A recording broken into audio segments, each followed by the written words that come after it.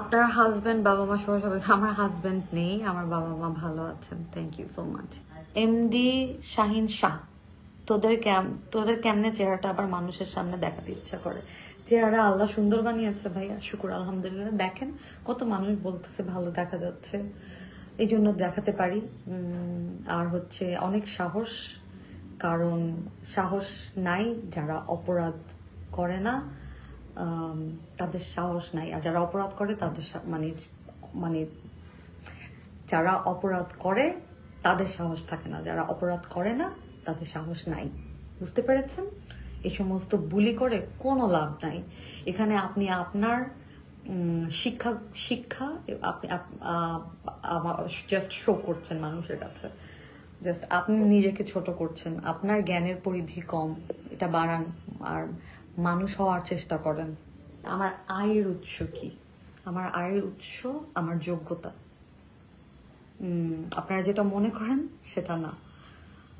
একটা মেয়ের স্ট্রাগলটা, মানে সবারই স্ট্রাগলটা বেশি, বাট আমি মনে করি কম্পারেটিভলি একটা মেয়ের স্ট্রাগল একটু বেশি। মানে আমাদেরকে আমাদের যোগ্যতার থেকে, মানে আমাদের যে যোগ্যতা আছে এটা আসলে আমাদের প্রুভ করতে হয় থাকার পরেও। মানে শিক্ষাগত যোগ্যতা বলেন বা আমি অ্যাক্টিং করি, আমি ভালো, মানে অ্যাক্টিং, মানে আমার পারফরমেন্স ভালো কিনা, ওর আমি যেই সেক্টরে কাজ করি, আমি একটা কর্পোরেট অফিসে কাজ করছি, আমি সারা দিন নাই রাত নাই আমি খাটতে পারি অফিসিয়াল কাজের জন্য।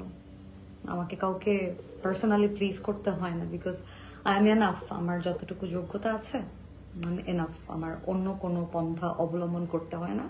আর আমি কোনো অভাব অনটনে বেড়ে উঠে, যে অনেক মানুষ থাকে না যে লোভী হয়ে যায়, যে অনেক ফ্যাসিলিটিস ছোটবেলা থেকে পাইনি, পরে ভুল পথে আসলে পা বাড়ায়, সেটা আল্লাহ আমাকে কখনো করতে দেয়নি। হ্যাঁ, আমি ভুল মানুষ বিশ্বাস করেছি, সেটা একান্তই আমার ভুল। আমি মনে করি প্রতিটা মানুষেরই ভুল করারও একটা মানে রাইট আছে। ভুল না করলে মানুষ বুঝবে কেমন করে যে ভুল করেছে? মানুষ কিভাবে ছোট করবেন না, এটা আমি যতটুকু জানি। আপনারা তো আমার থেকে আরো অনেক বেশি ধার্মিক আর অনেক বেশি জ্ঞানী। আমি যতটুকু জানি মানুষকে ছোট করে কথা বলতে হয় না, এটা অনেক বড় গুণ। মাঝে মাঝে আসলে উইয়ার্ড লাগে, মনে হয় যে একটু সবাইকে দেখাই কিভাবে বড় হয়েছি আর জীবনে। আচ্ছা, ওকে, হোয়াট এভার, এটা আমার নিজের ইচ্ছায় হয়নি, সো আমাকে এরকম বাক করে লাভ নাই। You are just mocking me.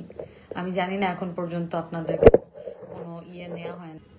এত এত কিউরিওসিটি, এটা আমার এটা আমার সিদ্ধান্তের বাইরে একটা ঘটনা।